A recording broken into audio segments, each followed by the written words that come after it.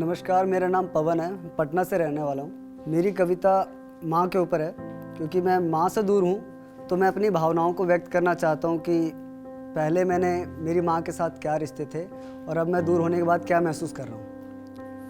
मेरी एक छोटी सी दुनिया थी, तुम मुझे देखकर, मैं तुझे देखकर मुस्कुराता था। जब लौट आता था थक हार कर, जब लौट आता था थक हार कर, मैं तुझे घर पे ना पाकर बेचैन हो जाता था। जब लौट आता था थक हार कर, मैं तुझे घर पे ना पाकर बेचैन हो जाता था। जब दूर कहीं तेरी आवाज़ तेरी मौजूदगी की एहसास दिलाता था, जब दूर कहीं तेरी आवाज़ तेरी मौजूदगी की एहसास दिलाता था, तब मेरे होठों पर मुस्कान और दिल को चैन मिल जाता था। हाँ, मैं मुस्कुराकर चोट दिखाता था, तुम गुस्से से मुझे देखती थी। हाँ, मैं मुस्कुराकर चोट दिखाता था, तुम मुझे गुस्से से देखती थी। पता नहीं क्यों, पर चोट मेरे जिस्म पर और आंखों में आंसू लिए तुम रोती थी।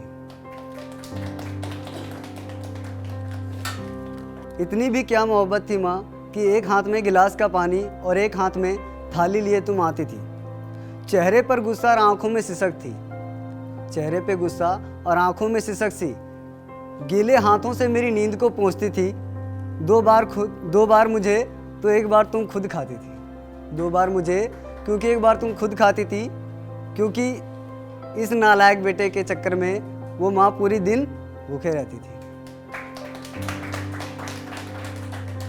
सच कहूँ माँ, आज ये अकेली रातें मुझे बहुत रुलाती है।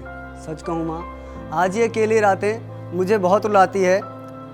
आज जब कोई मुझे समझने वाला नहीं तो समझ में आता है तुम क्यों रोती थी।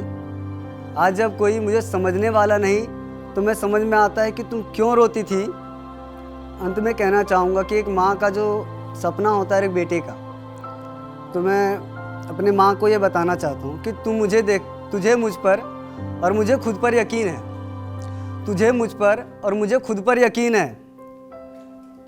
ये सारे जहाँ की खुशियाँ तेरे कदमों पे रख दूँगा। ये सारे जहाँ की खुशियाँ तेरे कदमों में रख दूँगा। वो दिन